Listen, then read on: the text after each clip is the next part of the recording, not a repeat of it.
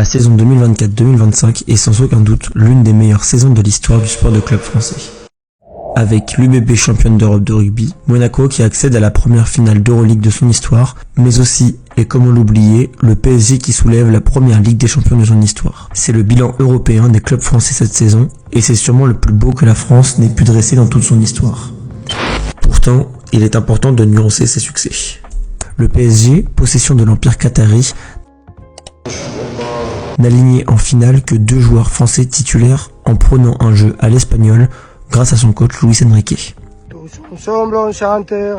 L'échec de DAZN, les prix toujours croissants pour suivre le sport en France, causant une hausse spectaculaire du piratage, et surtout, dans le sens de la chute des subventions du sport en France depuis la fin des Jeux Olympiques, la fin de nombreux clubs professionnels pour des raisons administratives ou financières, l'échec des clubs promus pour se maintenir dans les élites dans tous les sports. En bref, le sport de club français a peut-être brillé à l'international, mais c'est sûrement plus le résultat de grosses machines huilées qui performent que celui de la victoire du coq.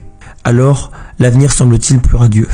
Avec le rachat par le groupe LVMH du Paris FC, le projet de Super League de football qui semble ne jamais réellement s'éloigner, les nombreux clubs de top 14 qui s'endettent et la volonté de la NBA de s'implanter durablement en Europe, il est peu dire que le sport en France tend à se transformer au profit des élites. Et c'est peut-être un mal pour un bien, car ce processus rendrait le sport toujours plus spectaculaire et permettrait aux acteurs du sport de s'enrichir.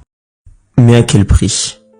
À celui du déclin du sport amateur et semi-professionnel, à celui de l'augmentation toujours croissante du prix du sport pour les téléspectateurs, mais aussi et surtout au prix de la gentrification de mondes pourtant si accessible et tellement vecteur de bien-être pour toutes les classes sociales.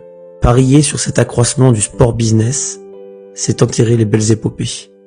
C'est sacrifier une part de magie dans le sport de club. C'est, peut-être, opérer une fracture avec ce qui fait la beauté de cet univers, son côté populaire qui fait rêver riches comme démunis.